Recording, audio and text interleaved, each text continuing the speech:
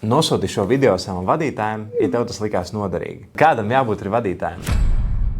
Man liekas, pati galvenā lieta ir emocionāli stabils, enerģisks un vada caur piemēru. Iedošu to situāciju, lai to labāk saprastu. Pie tevis atnāk 4-gadīgs bērns, un viņš saka, ka negrib tīrīt zobus. Un sāk tur, nezinu, sist tev un raudāt un tā tālāk. Un ko tu dari?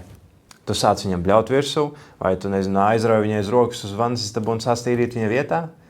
Nē. Nē.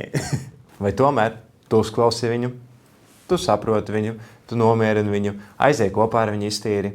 Un šāda alegorija tieši veidojas arī vadītāja situācijā. Protams, neviens nenāk nesit un neraud, bet tev šīs visas problēmas situācijas ir jāmāk atrisināt, lai otra puse justos ļoti brīvi un labi pēc sarunas ar tevi. Vēl tieši vakardienā mani kolēģi runāja, viņai bija problēma, parunājās ar mani, viņa teica, kaut kā vienmēr parunājoties ar tevi, viss paliek labāk. Un šo visu vadības stilu es cenšos arī nodot tālāk saviem tīmlīderiem, un viņi, kas arī šobrīd meklē vēl papildinājumu savā komandā. Tāpēc, ja tevi interesē pelnīt vairāk nekā 3,500 eiro mēnesī, tad aizies uz manu profilu un atstāj pieteikumu landing lapā, un es ar tevi sazināšos.